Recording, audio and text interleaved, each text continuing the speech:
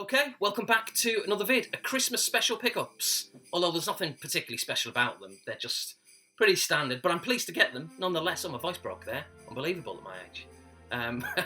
So yeah, Christmas special, and we're going to show you, or I'm going to show you, a Xbox game, a PlayStation 2 game. There's one for the Mega Drive, and there's 5 for the PlayStation 1.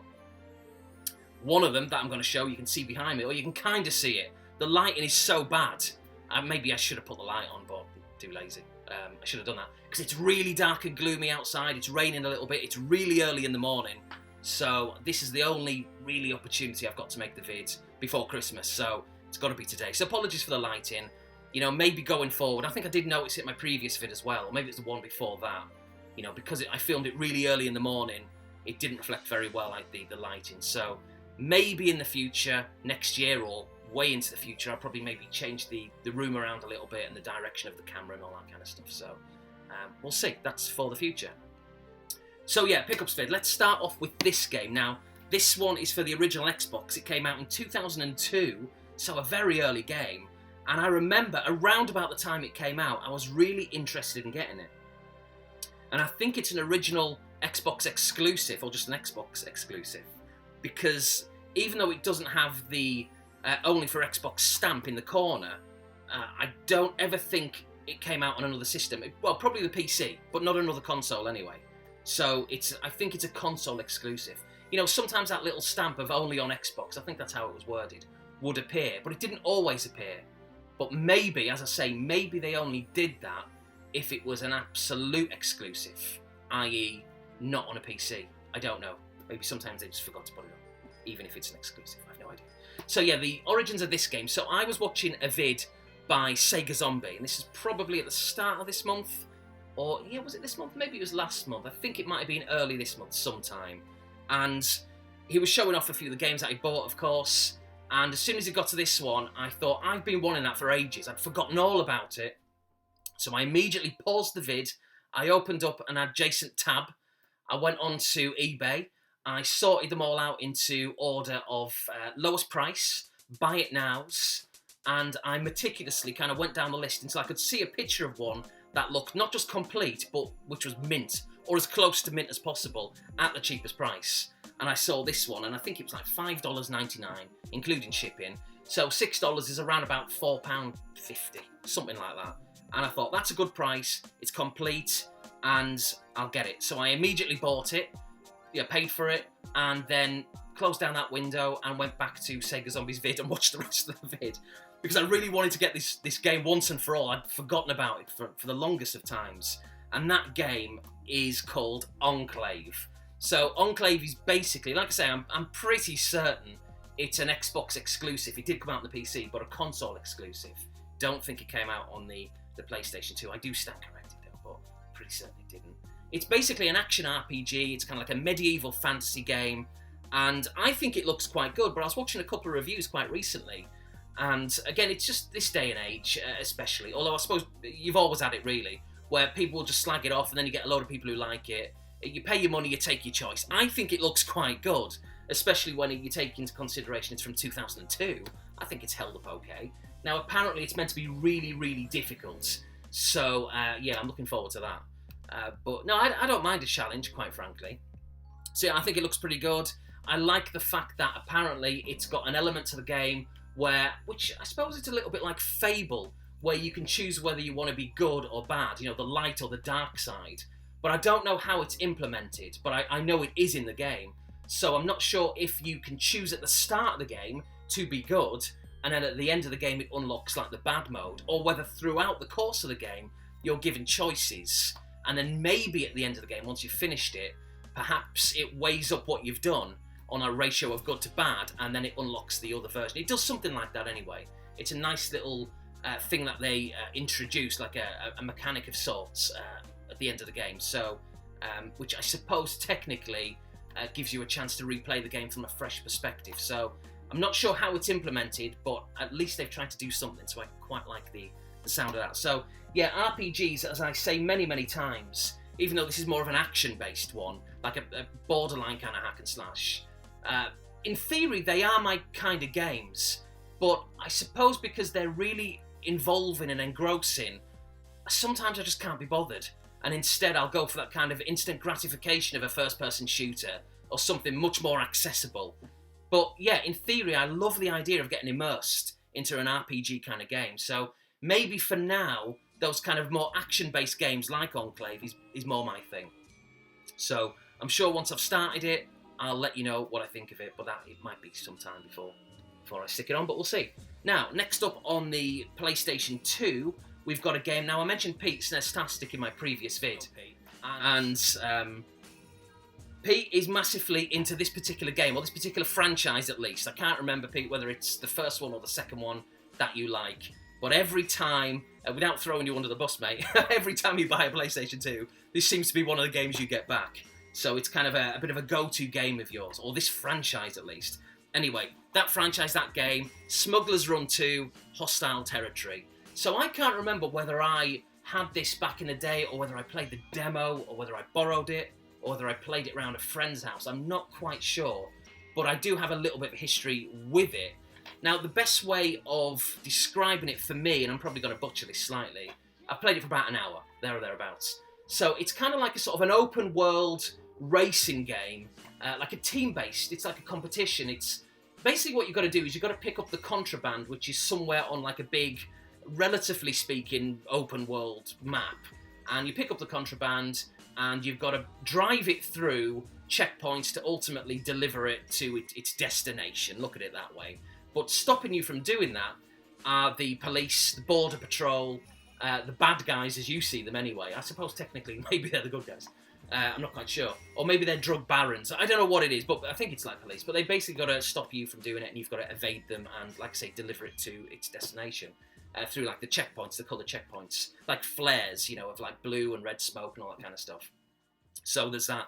There's like a game mode where there's like a helicopter, and again it's dropping the contraband, but it only drops it for like a few seconds. So because it's on this, relatively speaking, again, big open world map, you've got to get to the helicopter in time before it goes off, because if you don't get there in time, it re-picks the contraband up and then goes to another destination. You've got to follow the helicopter. In the meantime, avoiding the police who are trying to, bash your car and destroy it and all that kind of stuff. So, and then there's also like a team-based game as well, where I suppose technically what you can do is add a second human player, but if you don't and you just want to play by yourself, then the rest of your team and the computer controlled team are all, well, basically AI controlled. And it's a case of, again, the contraband will be in the middle of the map somewhere. You've kind of got to pick it up, or your teammate, and you just got to deliver it, and it's a point to your team. And I think it's the first to 5. I don't know in the options screen, I've not tried it, if you can increase that to like 10 or 20, to drag the game out that bit more. So yeah, there's that. And then you can bash into a teammate and you can take the contraband off them and deliver it, or a computer control player or anyone else can bash into you and then they gain control of the contraband. So it's not massively original. It's been done loads of times before in one way or another, but it's kind of fun. I've not played the second one. I've not played the first one, or if I did, it was on that demo, or I borrowed it, whatever, back in the day, but I've certainly not played it anytime soon. So I imagine it's just like the first game, but slightly better, with a few different mechanics and all the rest of it. Now, speaking of mechanics, what I will say is, obviously this came out in 2001, so I say obviously, that's not obvious at all, but it did come out in 2001, so it's quite an early PlayStation game, which makes me think the first one must have been, was it a launch game possibly? Because if this was 2001 and it was a sequel, then maybe the first one could have been a launch game, or close to it at least. So the mechanics aren't great. Sometimes when you land, with modern racing games, when you kind of jump off like a cliff edge, or just a jump in general, and when you land you feel like the suspension, it kind of feels quite good, it feels right, because obviously with modern mechanics they can get it to where it feels really good and really arcadey, and it just feels good. There's something about it. This doesn't quite have that. It does, sometimes when you land you can kind of veer off to the left or the right really sharply, or spin out of control a little bit, and it's a little bit frustrating.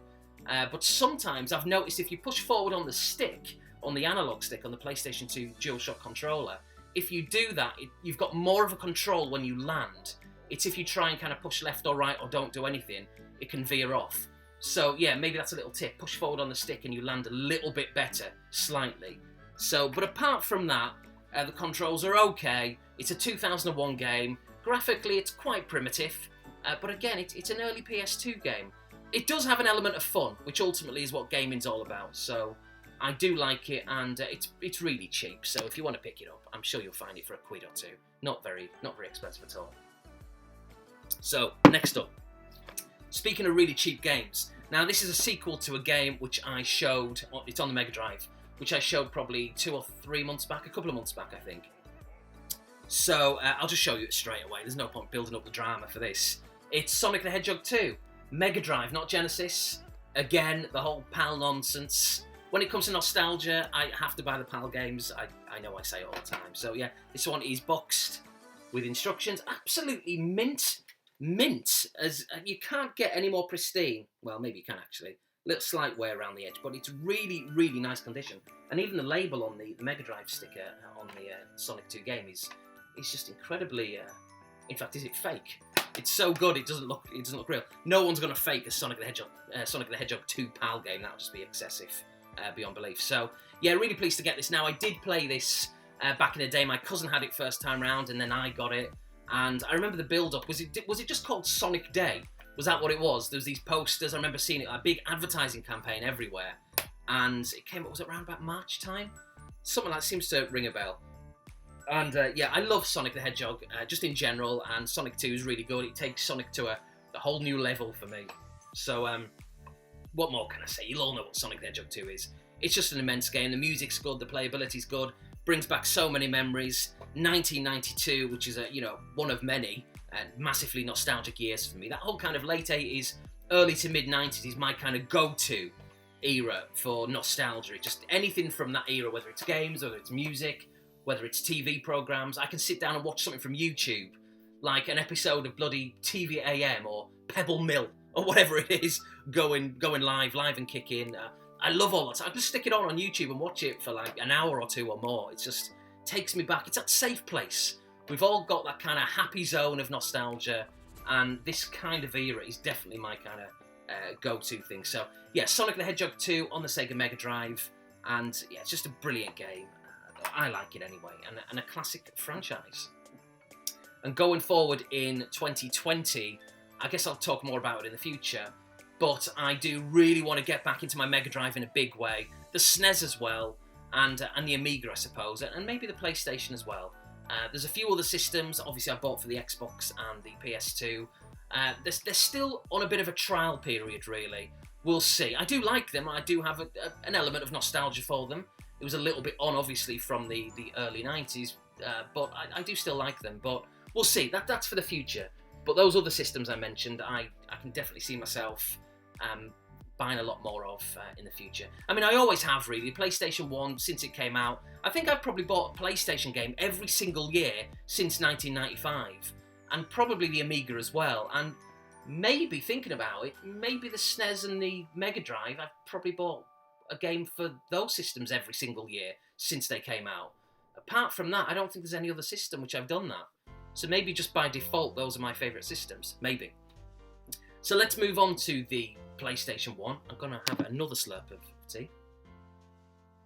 Just addicted. Yorkshire tea, obviously. I go through these phases of Tetleys and then PG tips, and then just have burnouts. So I can't have them now for ages. And right now it's Yorkshire tea.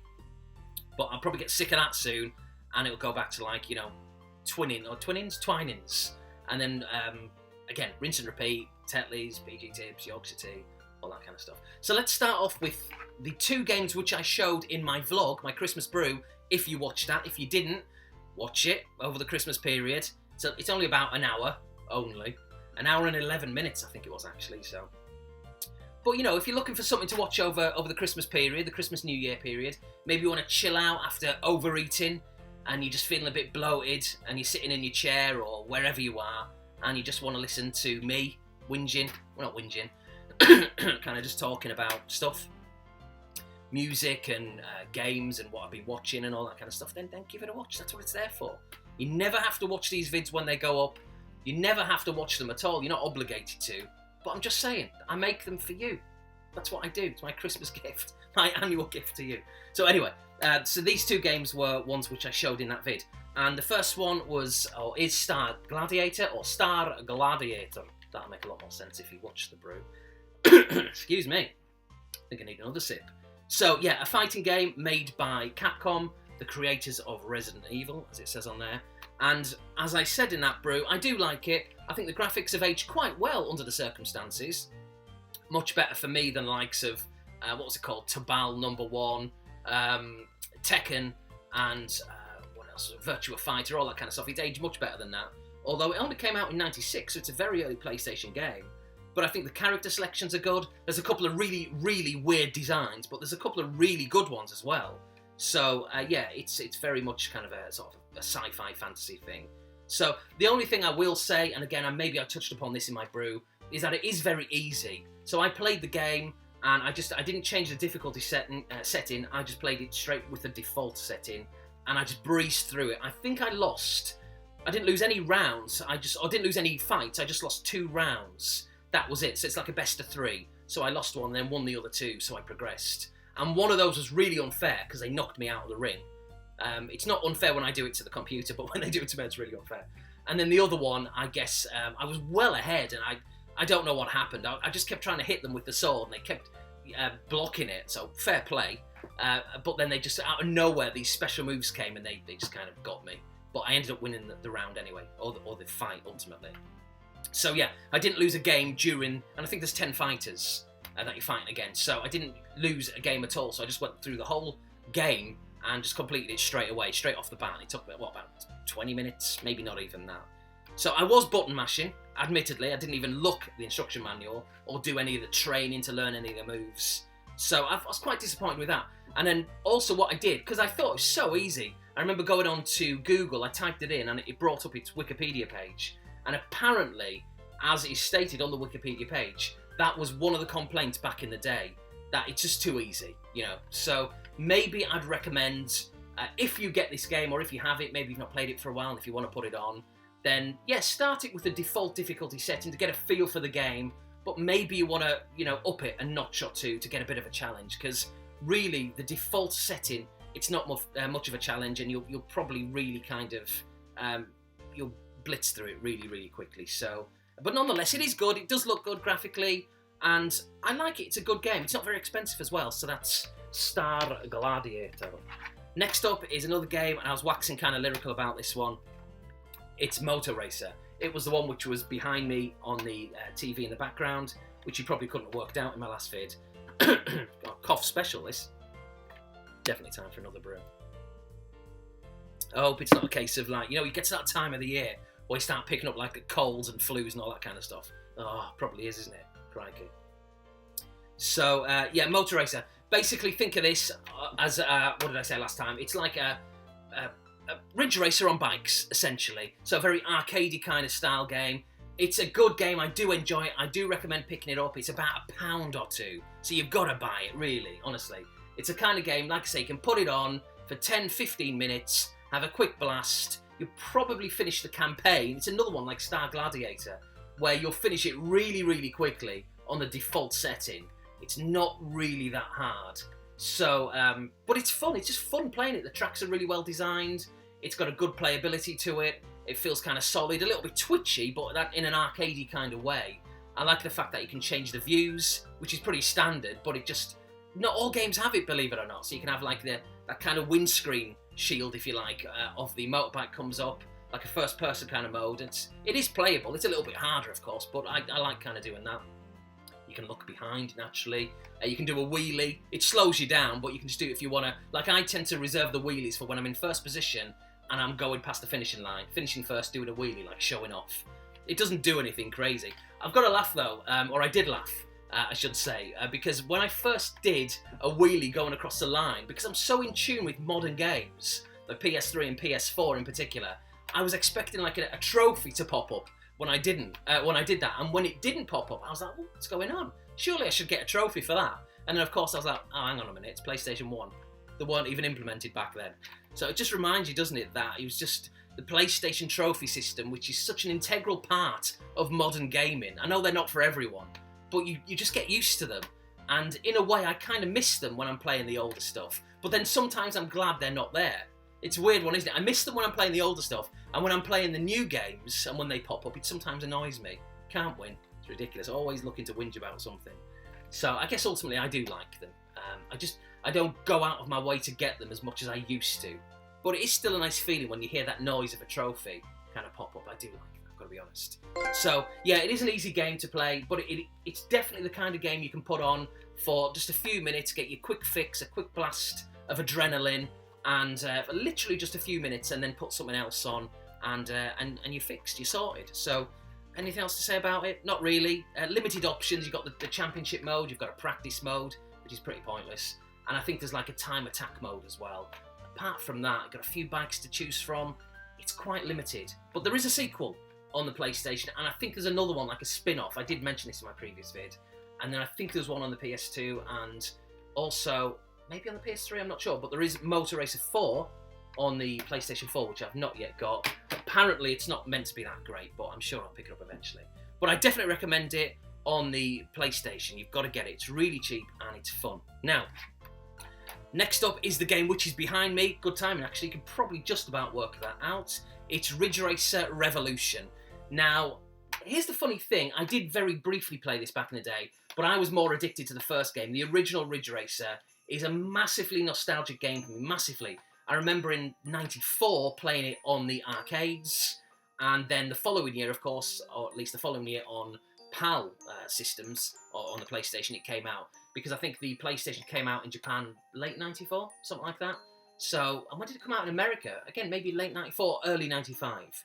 So by the time I got it anyway, and wasn't playing it on the arcade, the home conversion, I got it in 1995, or maybe it was right early '96 thinking about it. Right, the Christmas money of '96, New Year's money. So yeah, I did that. And so I love the first Ridge Racer. It's brilliant. Everybody knows it. I'm sure most people love it. So I was really excited to play this properly. Again, well, I say properly, I played it for maybe about an hour or something. I do like it. It is ultimately Ridge Racer. Of course it is. It looks the same. It came out the following year. It's not moved on too much. A few extra cars, extra tracks, all that kind of stuff. But I will say, so far I've been slightly, do I say disappointed? Maybe more underwhelmed by it. It is good. I do like it. Don't get me wrong. And I know I'm going to get to like it even more. But I find it substantially harder. When you go around a corner, it's much easier to bash into things or have cars bash into you. And it really like pulls you back. You know, it can really slow the game down. And I know that happened in the first game as well. But it just seems to, they seem to have notched the difficulty level up several times more in this game. And it makes it slightly less enjoyable. Maybe it's just me, I don't know. I'll have to get used to it. Maybe I just need to acclimatise more to the controls or the tracks. That's probably what it is. I'm not used to all the tracks, so once I've got used to them, I'll be able to drift around it and know when to brake and all that kind of stuff. But yeah, first impressions. Graphically, I like it. I love like kind of the sunset, the orange sunset, which is on some of the tracks in particular. It looks really, really nice. So no problems there. I mean, it's polygon based, so it's kind of aged badly for some. But for me, I love this era, so I can see through all that. That's not a problem. Yeah, just playability-wise, it seems a little bit stiffer, or maybe it's just the fact that it's not really moved on, and I expected it to be a little bit more fluid. Something about it, which after an hour or so, I'm not enjoying as much as I thought I would, but I know I will. I'm not going to slag it off. It's Ridge Racer. I think I just prefer the first one. But maybe in the future, once I've spent a lot more time with it, I can talk about it on a brew or an impressions vid or whatever it is. So I do like it. Again, I just think I prefer the original so far. Maybe controversial, maybe not, I'm not sure. So, next up, this really annoys me because there's a sticker on the front and I've started to peel it off. But, it's taken a while. I'll get there eventually.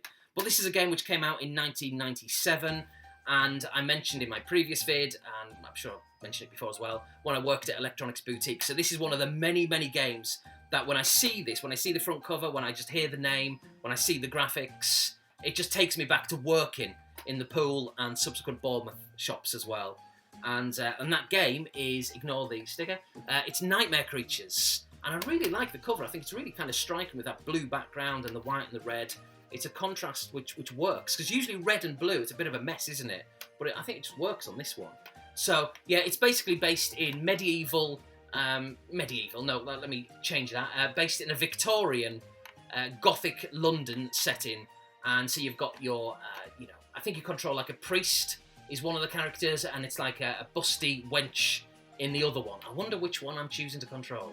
So, yeah, and then you just go around the Victorian London and the monsters that are coming out, ghosts and all that kind of stuff. And it's, for me, it's really immersive. I love the setting. Victorian London in general is something I'm really fond of. I just think it looks really great, which is funny, really, when you think about it, because back then it was probably a terrible time to live in, full of, the dirt and the plague and disease and all that kind of stuff. It was just a very dirty place, very grimy and dark. But there's something kind of attractive about it, with the benefit of hindsight, I suppose, in retrospect. Living there at the time might not have been as pleasant as it seems. So, but from a historical aspect, I just think it looks amazing. Really, really fantastic. So I love that kind of setting. And yeah, I love the fog that's kind of coming in. Even if the fog is technically there, from a technical perspective, to hide some of the graphical kind of issues, it works because obviously fog and medieval, done it again, the Victorian setting, it just looks really mysterious and eerie, and it definitely adds to the atmosphere. So the control mechanisms, yeah, it's not aged too well. It's quite a primitive kind of control method that they've used for this. But again, like anything else, you soon acclimatise, you soon get used to it, and I don't think it's a problem. So yeah, I like it. The sound effects are really creepy and atmospheric, nightmare creatures. And there's a second one as well, which is a little bit more expensive, or a lot more expensive actually. So that's one which I'm sure I'll show in the future, maybe around about Halloween. It's that kind of game, isn't it? So maybe I'll show that then. So yeah, Nightmare Creatures, really good, a very nostalgic game. As I say, it's aged in terms of controls a little bit, but you soon get used to it. Last but not least, we have a game which, a little bit like Ridge Racer Revolution, I prefer, so far at least, much prefer, the first game in the series. I say the series, I don't think there's been another one since, which is really weird because they were really popular back in the day, both of these games. So I'm surprised there hasn't been another one, and maybe there will be on the PlayStation 5, we'll have to wait and see. Anyway, the sequel is Reloaded, so I absolutely adore the first game, massive memories of it. It was one of the games I got Christmas '95, and yeah, I just love it. The lighting effects, the music, the playability, the atmosphere, just a brilliant game. The lighting in particular, that the neon lights, the reds, the greens, the blues, it just looked at the time, and still does, always will for me, it just looks absolutely amazing. So when Reloaded was announced, I remember being really excited because I loved the first game, as I say. So I remember playing the demo, and again, I was really underwhelmed. I didn't like the level design, I didn't like the characters as much, the music was different. I mean, I like it, but it was different, I wasn't used to it. It just, the setting, there was something about it, I just much preferred the first. So, yeah, playing it briefly, all these years later, because I didn't even buy it first time around, that's the thing. I played the demo of it, must have been on the official PlayStation Magazine demo disc, and I was really underwhelmed, so I didn't end up buying it.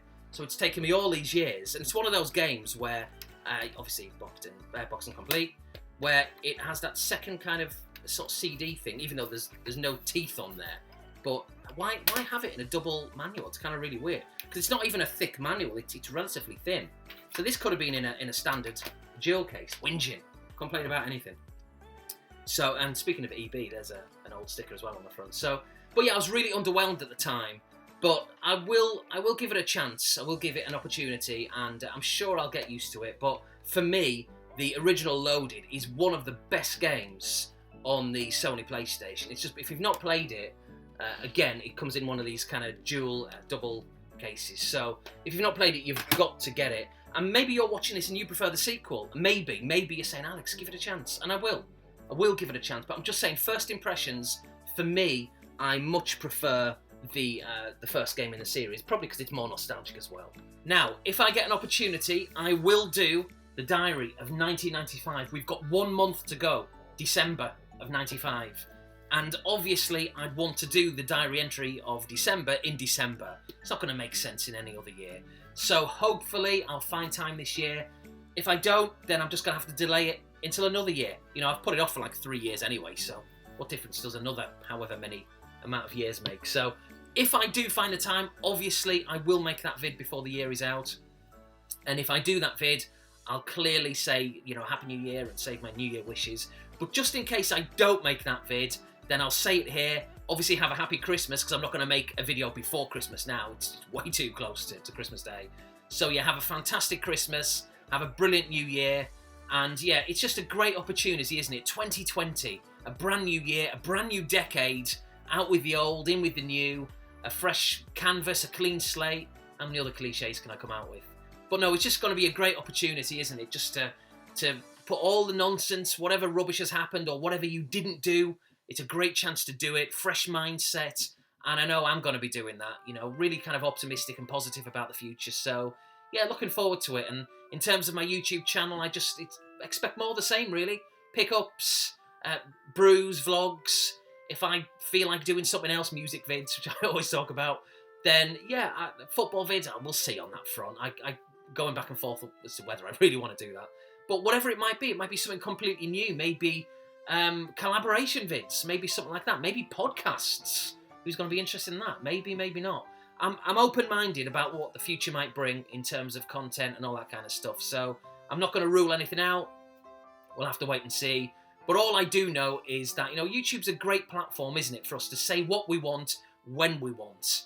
And there's never any obligation to make vids. There's never any obligation to watch vids. We can just watch what we want when we can watch it, you know, if we're in the mood. It's never feel the need that you have to watch my stuff or you have to comment. It really doesn't matter at all. There's so many channels out there. It's impossible to watch everything. It's just impossible to keep up with everything. It's absolutely impossible to comment on every single vid we watch. So, maybe you watch vids and maybe I don't comment often or maybe at all. There are channels out there which I never comment on, but I do watch. So maybe I do watch your stuff. Maybe I just don't comment. Maybe going forward I'll have to try and do that. But again, it's finding the time, isn't it? But yeah, more of the same from me in 2020. The one thing I will say is ideally I want my own computer because I'm using my wife's laptop to make these vids, these last few vids.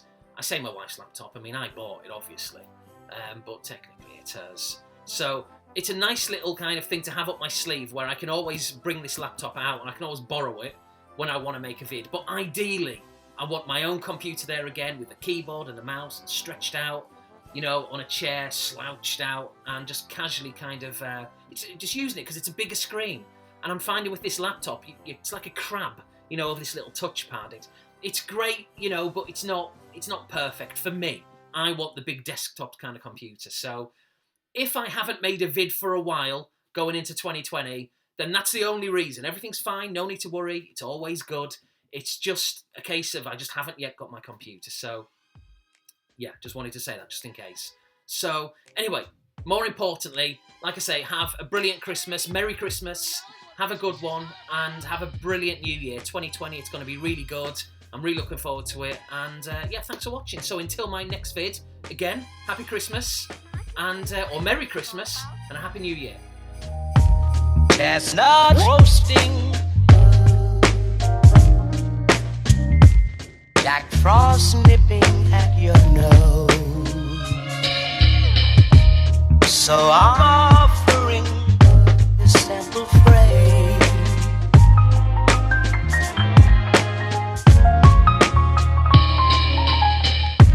Although it's been said many times, many ways, Merry Christmas to you.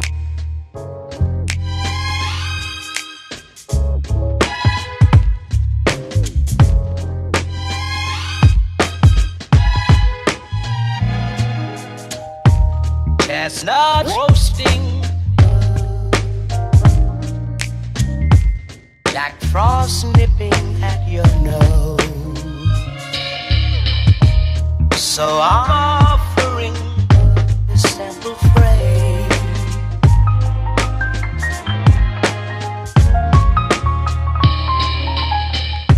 Although it's been said many times, many ways, Merry Christmas to you.